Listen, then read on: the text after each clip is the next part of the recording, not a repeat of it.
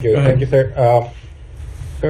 Assistant Secretary Mr. Donald Liu and Elizabeth Host met with the Pakistani Finance Minister. Could you share some details and what kind of support Pakistan is asking from US in terms of investments and economic growth? So I'll let the government of Pakistan speak to any issues or topics that they may have raised in their engagement. But to take a step back, the Minister of Finances in the United States were a part of a series of engagements with not just within the U.S. government interagency, but also engaging with non-governmental organizations.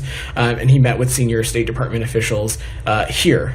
During the meetings, from our end, we encouraged Pakistan to prioritize and expand economic reforms to address its own economic challenges. The Saudi foreign minister was in Pakistan, and now Iranian president coming to Islamabad next week. The leadership of all these countries, Pakistan, Iran, and Saudi Arabia, are calling for ceasefire and agreed for joint efforts to bring peace in the region. How do you see these trips of Iranian and Saudi leadership to Pakistan and their joint efforts for the peace in the region? Well, let's just talk about Iran in that context. I'm pretty confident in saying that unleashing hundreds and hundreds of UAVs and ballistic missiles on Israel is certainly not any kind of action that is actually in the interest and in the for the benefit of the Palestinian people. But look, as it relates to any visits that other foreign ministers or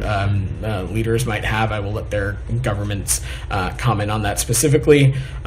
Broadly, we are continued to remain focused on de-escalation, and as it relates specifically to the crisis in Gaza, we have continued to call for a ceasefire, one that is coupled with the release of hostages and the additional serious influx of humanitarian aid. What would you say about the joint efforts of these all countries, Pakistan, Iran, and Saudi Arabia? I will let them speak to any joint efforts that they might have. I think it's, from our vantage point, we remain fairly skeptical about Iran's intentions, given its continued and ongoing destabilizing and malign behavior as recently as just this past weekend. First, let me just say Pakistan continues to be an important partner in a number of areas. Particularly, it's a country we have an immense security cooperation with, and we of course are looking to continue to collaborate and work with the government of Pakistan. As I said to your colleague,